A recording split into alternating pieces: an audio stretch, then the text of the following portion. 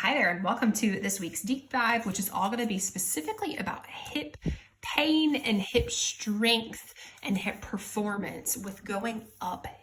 So I'm going to talk to you about some of the reasons why, if you're having hip pain with going uphill specifically, this is really helpful use for information in terms of what plan is going to help you get back to going uphill pain-free and strong and confident and all that. And we're also going to be using the same information to talk about if you do have a big hike or a big trail run or a big event coming up soon where you're going to be doing a lot of uphill, what you want to know to proactively prepare for that so that you can keep things healthy and feeling really good, not only in day-to-day life, but as you're prepping for this big event. So let's go ahead and dive in. So let's talk about what information does having hip pain specifically with going uphill tell us and tell you. All right, now what we know with research that's been done on walking uphill as well as running uphill is that naturally all of the muscles are going to have to work harder when we go uphill because it's a harder activity, right? But there are certain muscles in particular that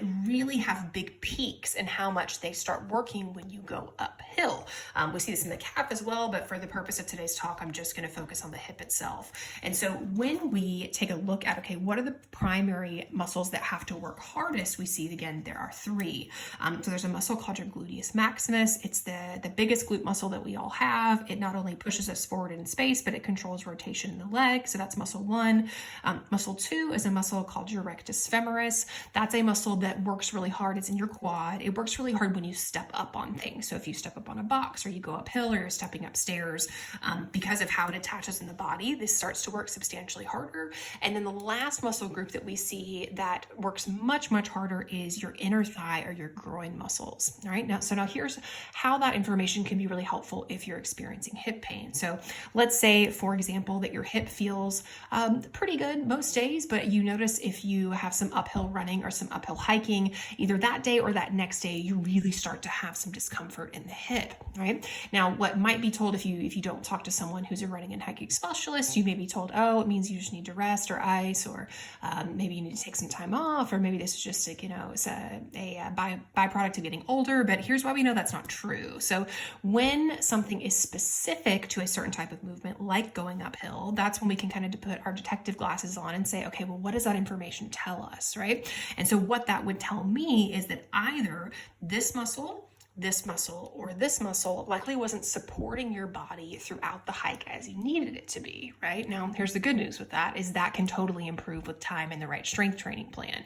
So a program for you may focus on one of these three muscles or maybe a blend of all three, because what we know is that by strengthening these muscles, you will be able to go uphill for longer with less discomfort because we're working on really the root cause, which is getting those muscles that need to be supporting you, giving you more support, right?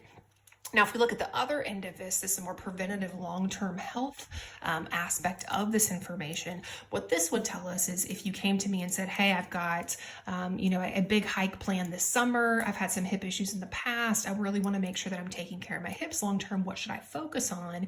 What we want to do is develop you a plan that, of course, focuses on total body strength because we're going to look at how everything's interconnected, and this interconnects in with the ankle. That's another talk, right? But from a hip standpoint, what we really want to focus on is strength training that's going to prepare this muscle, and this muscle, right? And the good news is we can use exercise to not only improve the strength of these areas, but if you're someone that's had some hip tendonitis or maybe even some hip bursitis in the past, there are ways that exercises can be selected to really focus on the tendon health as well as the muscular health. So let's talk about some exercise or some examples of what exercises that strengthen these muscles could look like. So if we look at that first muscle, the blue muscle here called your rectus femoris, some exercises that can be really beneficial to strengthen those would be step ups on a box, squats, lunges, those types of things, right? Okay, and then if we look at this hip muscle, so this muscle is called the gluteus maximus. Some examples of exercises that can strengthen those would be bridges or hip thrust. And then if we look at an example of what can strengthen the adductors or the inner thighs, word got away from me there. Some examples of those would be squeezing a ball between your knees, or there are some planks called Copenhagen planks. Don't ask me why they're called Copenhagen planks. I have no idea, but they really focus on the inner thigh as well, right? And so my job is helping you identify which exercises are going to be most beneficial to you on a custom one-on-one basis, but this can give you some general ideas of what it can look like for a strength training plan to start to focus on these muscles, okay?